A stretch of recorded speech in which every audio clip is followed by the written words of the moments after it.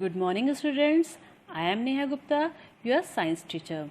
Students, today we are going to start our first chapter, crop production and management. देखो नाम में ही है crop production. Crop मतलब जो हमारी जो फसलें होती हैं या अनाज होता है, ठीक है, उसको कैसे हम प्रोड्यूस करेंगे और उसको मैनेजमेंट कैसे उसको मैनेज करेंगे कि वो हमारा काफ़ी टाइम तक चल जाए. Okay. Paheli and Boojho went to their uncle's house during summer vacations. ठीक है, पहेली और बूजो हैं वो अपने अंकल के यहाँ गए during summer vacation. Their uncle is a farmer. ठीक है, उनके अंकल क्या है, एक फार्मर है. आप में से काफ़ी स्टूडेंट्स हैं जिनके फादर फार्मर हैं या फिर कोई रिलेटिव फार्मर हैं. ठीक है. One day they saw some tools like khurpi, sickle, shovel, plough etcetera in the field. एक दिन उन्होंने देखा कि वहाँ पे एक फील्ड में खुरपी रखी है, सिक्कल, शॉल, प्लग वगैरह रखा है. ठीक है, तो वो सोचने लगे क्या चीज़ है. ठीक है, तो वो क्या सोचा, I want to know where and how we use this tools. तो वो वो जो सोचने लगा, अरे ये क्या चीज़ है, इसका कहाँ यूज़ होगा. ठीक है. You have learn that all living organism require food. हमें पता है जितने भी लिविंग ऑर्गेनिज्म हैं सबको फूड की रिक्वायरमेंट होती है. ठीक है, हम लोग खाना खाते हैं ना, ऐसे सारे एनिमल्स या सारे प्लांट्स जो भी हैं सबको फूड की ज़रूरत होती है. Plants can make their food themselves. और प्लांट्स अपना खाना अपने आप बनाते हैं. बाकी इसके प्लांट्स के अलावा जितने भी लिविंग ऑर्गेनिज्म हैं वो किसी दूसरे के ऊपर डिपेंड होंगे खाने के लिए. ठीक है. Can you recall how green plant synthesize their own food. ठीक है, आपको याद है लास्ट ईयर आपने पढ़ा था कि जो ग्रीन प्लांट्स होते हैं, ठीक है, वो कैसे सिंथेसाइज करते हैं देयर फूड को. वो क्या करते हैं, सनलाइट के प्रेजेंस में जो उनके अंदर क्लोरोफिल होता है, ठीक है, वो कार्बन डाइऑक्साइड का यूज़ करेगा, देन वो बना देगा. ठीक है, स्टार्च की फॉर्म में. ठीक है. Animals including human can not make their own food. भाई हमारे अंदर तो अपने आप खाना नहीं बन रहा है ना, हम तो किसी के ऊपर डिपेंड है, चाहे वो हम किसी प्लांट के ऊपर डिपेंड है या किसी एनिमल के ऊपर डिपेंड है खाने के लिए. ठीक है. So where do animals get their food from. ठीक है, तो हम अपना फूड कैसे खाएंगे. But first of all why do we have to eat food. ठीक है, सबसे पहले ये बताना होगा कि हमें फूड की ज़रूरत क्यों है. भाई फूड से हमें एनर्जी मिलती है. अगर हम खाना नहीं खाएंगे तो हम कमज़ोर हो जाएंगे. ठीक है, आपने देखा होगा, आप कई बार ऐसा होता है कि आप एक दिन खाना ना खाओ पूरे दिन, तो आपके अंदर वीकनेस आ जाती है, आप काम भी नहीं कर पाते. ठीक है, तो इसलिए हमें अलाइव रहने के लिए और एनर्जी के लिए हमें फूड की ज़रूरत होती है. You already know that energy from the food is utilized by organisms for carrying out their various body functions. ठीक है, तो जो भी हम एनर्जी मिलती है वो कहाँ यूज़ होती है, डाइजेशन में. ठीक है, रेस्पिरेशन में और एक्सक्रीशन में. ठीक है, आपने लास्ट ईयर पढ़ा था डाइजेशन के बारे में कि यानी हम फूड को डाइजेस्ट करते हैं, रेस्पायर करते हैं. ठीक है, जो हमें उसके न्यूट्रिएंट्स चाहिए होते हैं. ठीक है, और एक्सक्रीशन. ठीक है, we get food from plants और एनिमल्स और बोथ. हमें अपना जो फूड है वो प्लांट से भी मिलता है और एनिमल से भी मिलता है और दोनों से भी मिलता है. ठीक है ना. Since we all need food, how can we provide food to a large number of people in a country. देखो सबको फूड की ज़रूरत है, तो पूरे कंट्री में सब कैसे खाना खाएंगे.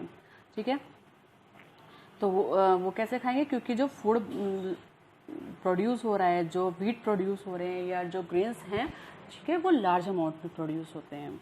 ठीक है. Food has to be produced on a large scale. तो जो फूड प्रोड्यूस होता है वो बहुत लार्ज स्केल में यानी बहुत सारे अमाउंट में प्रोड्यूस होता है, तभी हम सब खाना खा पाएंगे. भाई सब हर कोई तो खेती नहीं करता है ना. ठीक है, तो जो खेती करते हैं वो इतने अमाउंट में करते हैं कि पूरी कंट्री, ठीक है, वो खाना खा सके. In order to provide food for a large people population, regular production, proper management and distribution is necessary. ठीक है, सबको खाना प्रोवाइड करने के लिए यानी फूड प्रोवाइड करने के लिए रेगुलर प्रोडक्शन की ज़रूरत है और प्रॉपर मैनेजमेंट होना चाहिए और डिस्ट्रीब्यूशन होना चाहिए. Next point is agricultural practices. देखो एग्रीकल्चरल प्रैक्टिसेस क्या होती हैं. देखो जो एग्रीकल्चर का अगर हम बात कर रहे हैं तो जो हम लार्ज अमाउंट पे फूड प्रोवाइड करते हैं, ठीक है, उसकी स्टडी को बोलते हैं हम एग्रीकल्चर. ठीक है, और उसकी प्रैक्टिसेस यानी हम उसके अंदर जो स्टेप्स इन्वॉल्व होते हैं कि हम कैसे कैसे, जैसे अगर मान लो तुम एक प्लांट लगा रहे हो तो उसमें भी डिफरेंट स्टेप्स फॉलो करने होते हैं, तो इसी के बारे में हम स्टडी करेंगे. Till 10,000 BCE people were nomadic. देखो 10,000 BCE पहले मतलब BCE में जो पीपल्स थे वो नोमैडिक थे। नोमैडिक का मतलब वो एक जगह पे नहीं रुकते थे, वो एक ग्रुप बना के एक प्लेस से दूसरे प्लेस जाते थे। ठीक है, they were wandering in groups from one place to another in search of food and shelter. वो क्या करते थे, एक जगह से दूसरी जगह जाते थे। ठीक है, किसके सर्च में, फूड और शेल्टर के लिए। They ate raw fruits and vegetables. वो क्या करते, रो फ्रूट्स और वेजिटेबल्स खाते और started hunting animals for food. और क्या करते, जानवरों को मारते अपने फूड के लिए। Later they could cultivate land and produce rice, wheat and other food crop. ठीक है, तो उसके बाद उन्होंने क्या करा, उन्होंने लैंड को कल्टीवेट करना स्टार्ट किया और उसमें से राइस, व्हीट और फूड क्रॉप्स उन्होंने प्रोड्यूस करनी स्टार्ट की। तभी से वहाँ पे एग्रीकल्चर जो है वो स्टार्ट हुआ है। When plants of same kind are cultivated at one place on a large scale. देखो, जब एक ही टाइप के प्लांट लार्ज स्केल में एक ही जगह पे, ठीक है, ग्रो करें तो उसे बोलते हैं हम क्रॉप। क्या बोलेंगे, crop. For example, crop of wheat means that all the plants grown in a field are known that of wheat. तो अगर हम एग्जाम्पल ले रहे हैं, जैसे हम व्हीट की क्रॉप ले रहे हैं, ठीक है, तो यानी एक ऐसा एरिया, ठीक है, जिसमें जितने भी प्लांट्स हैं वो सब व्हीट के हैं। ठीक है, तो उसे बोलेंगे हम crop of wheat. You already know that crops are of different types like cereals, vegetables and fruits. ठीक है, तो हमें पता है क्रॉप्स अलग अलग तरीके की होती हैं। This can be classified on the basis of the season in which they grow. तो ये किसके ऊपर डिपेंड है, जो सीज़न है। हमें पता है कुछ गर्मियों के सीज़न में होती है क्रॉप, कुछ समर्स में होते हैं। जैसे आप वेजिटेबल्स खाते हैं तो कुछ वेजिटेबल्स केवल सर्दियों में आती हैं और कुछ वेजिटेबल्स केवल गर्मियों में आती हैं। ठीक है, India is a vast country.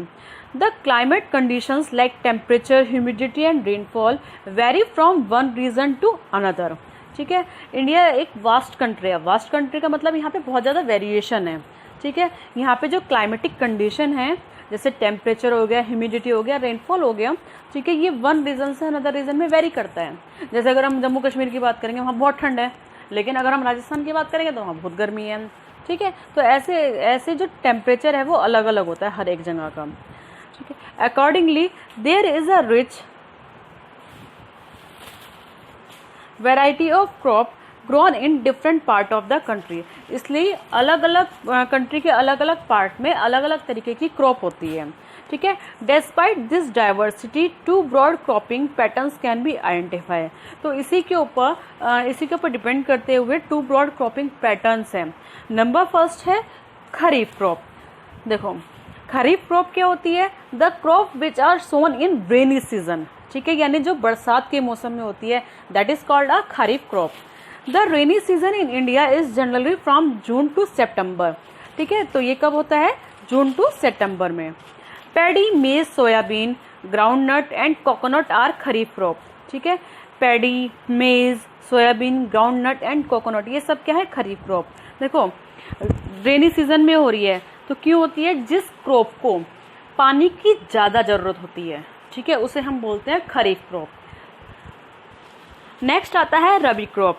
The crops grown in the winter season, जो अक्टूबर से लेके मार्च तक के सीजन में होते हैं, विंटर सीजन में, इसे बोलते हैं हम रबी क्रॉप। एग्जाम्पल क्या आ जाएंगे इसके, wheat, gram, peas, mustard and linseed. Besides these pulses and vegetables are grown during summer at many places. ये तो हो ही गए। इसके अलावा जो पल्सेज और वेजिटेबल्स हैं वो भी हम अलग अलग जगह पे होती है। Basic practices of crop production. अब हम एक बेसिक प्रैक्टिस तो अलग अलग होगी कि हमने वैरायटी पढ़ी है अब, लेकिन अब हमें पढ़ना है कि हमें जो भी स्टेप्स लेने हैं, ठीक है, वो एक बेसिक आ जाएंगे कि हर एक क्रॉप के लिए हम एक बेसिक स्टेप्स उनके रिक्वायरमेंट के अकॉर्डिंग हम यूज़ करेंगे।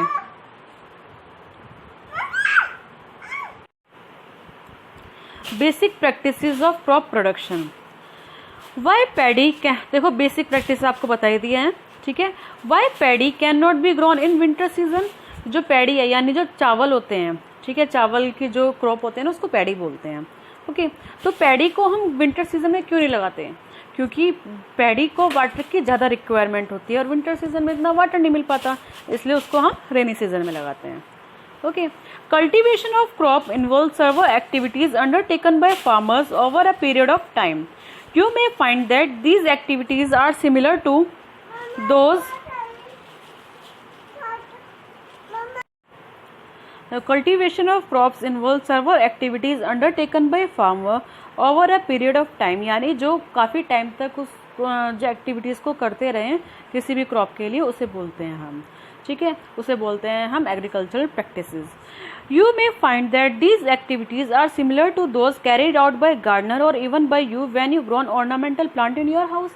कभी आपने कोई प्लांट लगाया होगा तो आपने क्या किया होगा, खाली गमले में तो लगाया नहीं होगा, तो आपने क्या करा होगा, पहले वहाँ पे हमने सॉइल ली होगी, सॉइल में फिर हमने जो भी प्लांट है चाहे तो हमने उसको प्लांट एज इट इज़ लगा दिया या फिर हमने उसका सीड लगाया होगा, ठीक है। नेक्स्ट हम उसमें फर्टिलाइज़र या मैन्योर ऐड करते हैं, खाद डालते हैं, है ना, या और फिर उसके बाद पानी डालते हैं, तो ये हमारा स्टेप हो गए। तो ऐसे ही जो स्टेप्स वो लेते हैं, ठीक है, इस पूरे चैप्टर में हम उसी के बारे में स्टडी करने वाले हैं, ठीक है। दीज एक्टिविटीज़ और टास्क आर रेफर्ड